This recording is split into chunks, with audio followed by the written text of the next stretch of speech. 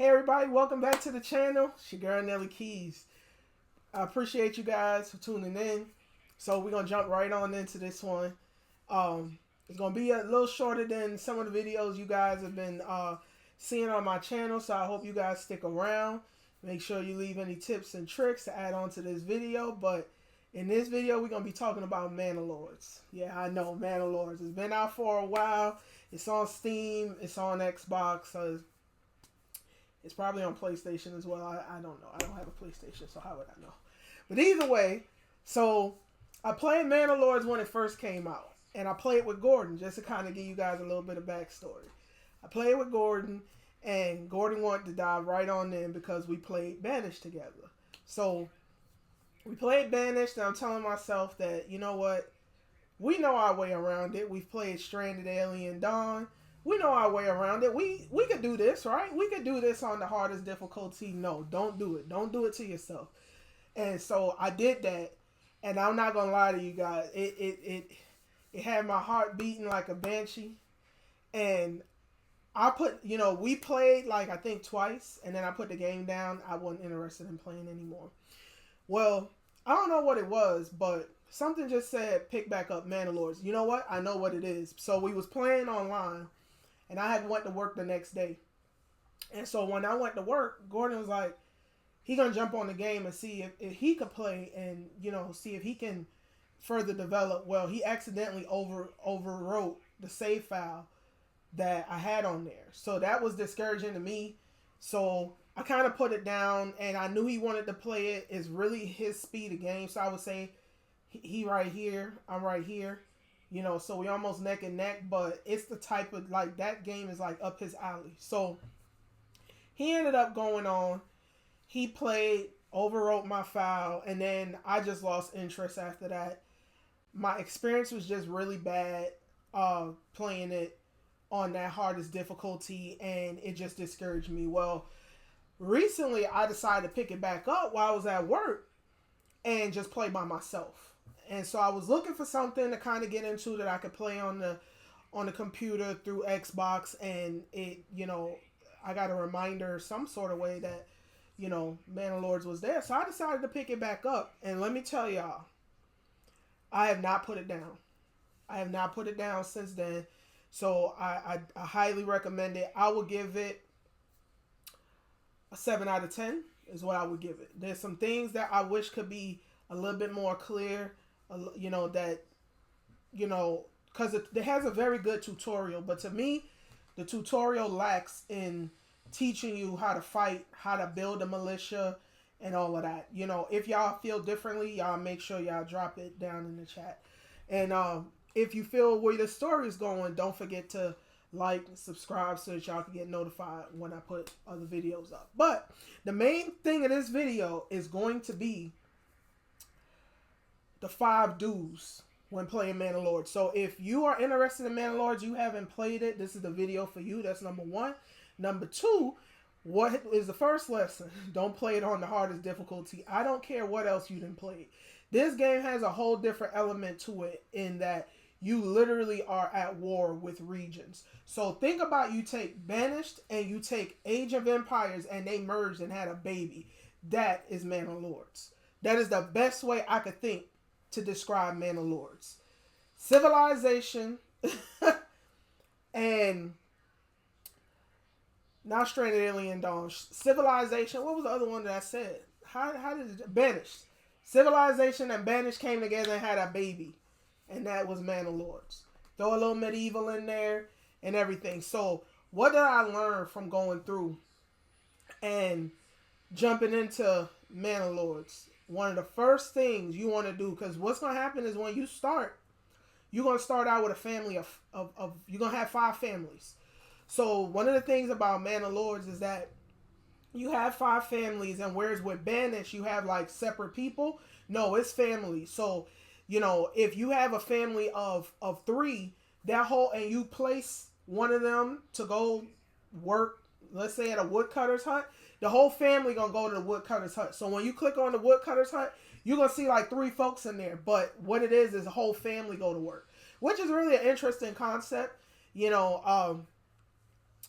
I never really seen a game that did it like that. So that's pretty cool to me. But one of the first things that you're gonna want to do when you start up the game is you're gonna want to definitely go after your food. So get you a gatherer's hut, get you a hunting hut if you can, and get you a fishing hut if you got a water source around you. That is super important because if those people start starving, they're gonna end up dying or they're gonna end up leaving. And what helps you in Manor Lords, I think more than anything else, is people. So you're gonna have to manage the people properly, and in order to manage the people, like it's real similar to real life. Like, what do you need in real life? You need food and you need water. So you want to make sure that you're providing them with food. Put people in those huts. You have to assign people too. So you want to make sure you don't just build a hut and leave a hut there. You have to place, a family in each workshop that you place has a limited amount of families that you can place. So don't think, oh, because this hut got three slots, I gotta put three people. No, it just need one family in order for it to work. And during the downtime, when the hut don't need to work, like in the winter when the fish thing is iced over and you didn't use the development points in the middle to unlock. I'm gonna talk about that later. You didn't use the development points to unlock. They can't fish in the winter, so you might as well take that person out the fishing hut, and put them on something else that can be done in the winter.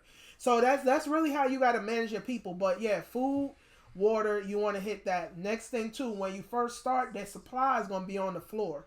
So when you start the game in March, which is great because the winter could be terrible and you need that time to get things going. So you want to get that game. You start the game in March.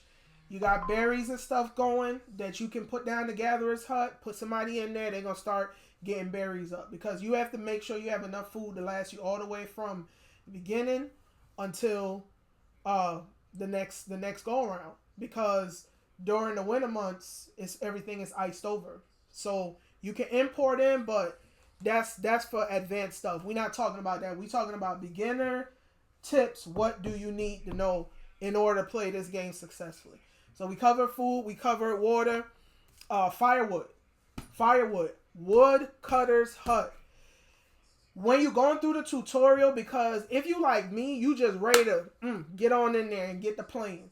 And so I'd be skimming the tutorial. So maybe it's on me. Maybe it's a little bit my fault, but you need fuel. So a lot of the buildings that you're going to place, you need fuel. The wood cutter's hut is how you get the fuel. They cut down the trees and they make it into firewood, and that's what they use to go ahead and fuel the houses that you're going to place, and we're going to talk about that next. Woodcutter's hut. That's one of the first things that you need to put down. Like, it's in that top three. Make sure you have the woodcutter's hut, and make sure you got somebody in there at all time. Your woodcutter's hut should never have no one in there unless you are importing firewood, because during the winter you better have enough firewood. That's number one. Number two, you want to have a stockpile of it, because at the end of the day, you're going to get to a point in the game where you can actually turn that firewood into charcoal, which is a better burning source. But we'll talk about that later. So we already got what? Two out the way. Food, fuel, manage your population. We kind of hinted on that a little bit. But you're going to start with 5 people, and just to give you a gist of what's going on in the game, they don't overwhelm you with the people. So you want to manage them 5 people. If you have 2 food sources and you have the woodcutter's hut, that means you have 2 families that's left. 2. So those 2 families, you want to have at least 1 family available, because anyone that's not assigned to a place is going to be working. They're going to work on building. So if you don't have any families available, you won't be able to get anything built that you put to get built.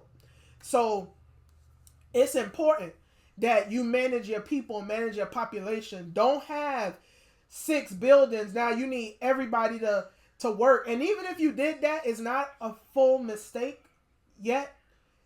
You'll just have to, something has to be sacrificed. So you're going to have a building that you put resources to that you probably going to have to turn off temporarily. And so you just want to manage it. You know, during the winter, you don't need nobody on the fishing hut. Take them off. You know, you feel like you got enough firewood for now. Temporarily take that person off the woodcutter's hut. Berries not growing, take that person off the gatherer's hut. Like, you got to just manage your people, move them around, do what you got to do. But either way, so that's the third thing, manage your population.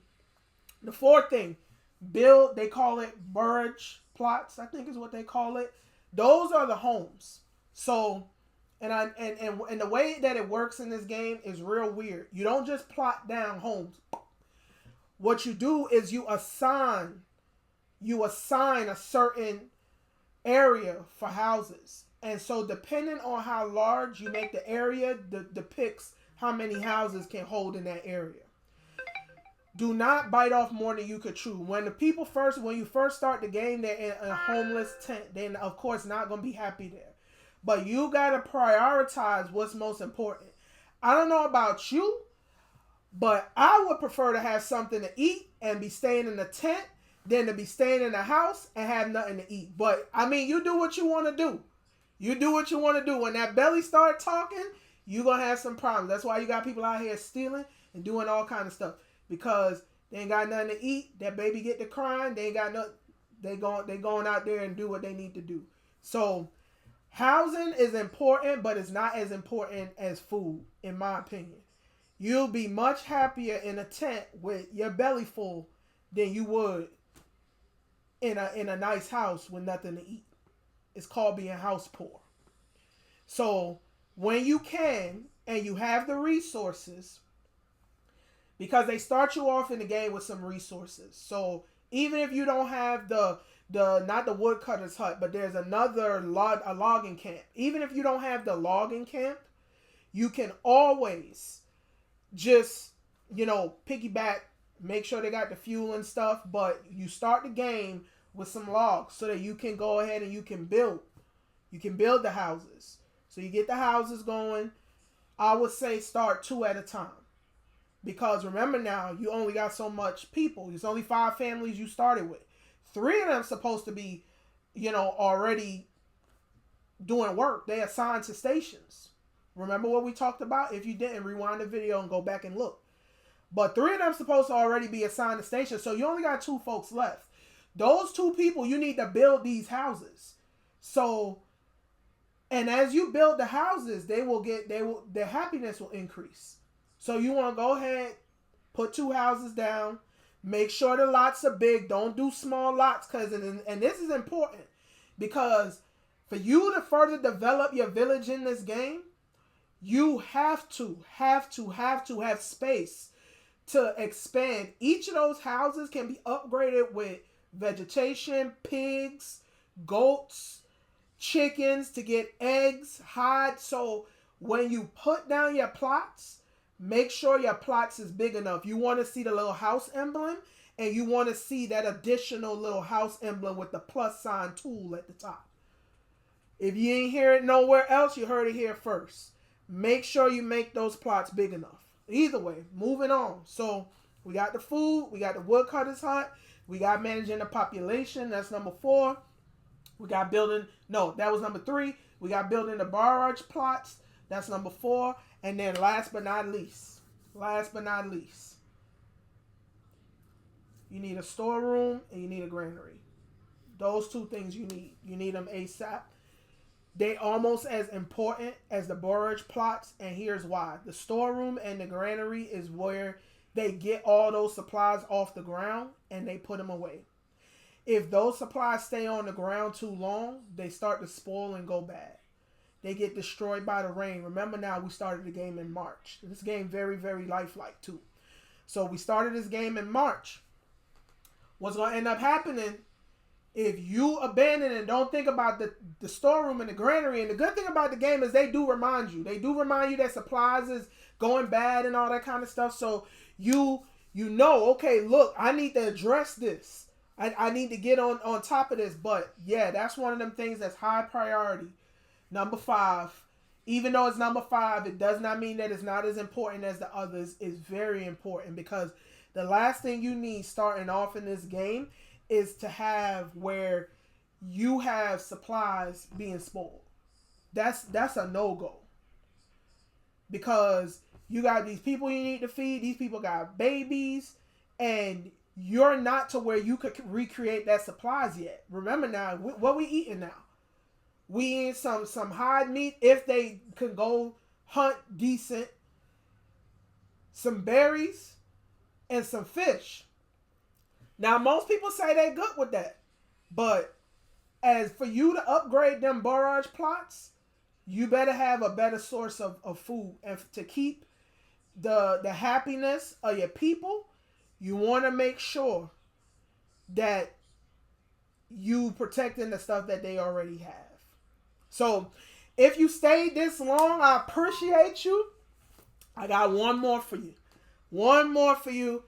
And I'm still learning this, but I played and I figured that if you could figure it out, maybe you could come back and help me figure it out because I'm still trying to figure it out. But you want to start making money as soon as possible. And I know when you start the game, you're going to look up in that little corner and you're going to see, oh, there's a little coin thing. There's 2 sets of coin in this game. There's the ones that is made from the trader and, you know, importing and exporting and stuff like that. And then there's the treasury. And if you're in the United States, you know how that works. We got our money in our pocket, but then what? Uncle Sam got his money. He got his money that we don't get to touch. That really our money, but it's a different video for a different time. But there's the treasury. So when you charge taxes, and in order to do the tax thing, you got to have a manor, and that comes, guess what, later on in the game. So as it stands, you are able to do taxes and, you know, get money in the treasury that you can use to build militia units, import and get more weapons, get the army going and everything. But, you know, that, it takes time. And by the time you get to doing that, you so consumed with trying to just keep these people happy and stuff. If you're not careful, and I'm just telling you this because I don't want to have what happened to me happen to you. But if you're not careful with it, what's going to end up happening is you're going to have like an 83% approval rate, which is what I had. And then you're going to get some bandits coming on in there. You're going to see across the top, bandit camp spotted, this, that, and the other. And then one day you're going to get up and it's going to be gone. But I hope you guys enjoyed these tips. Anybody that has not played Manor Lord yet, great game. Do not get discouraged if you get in that game and you don't make it far. It is really a game of the mind and a game of management. It is not a game. It's not a Call of Duty. It's not a Madden. It's not that type of game.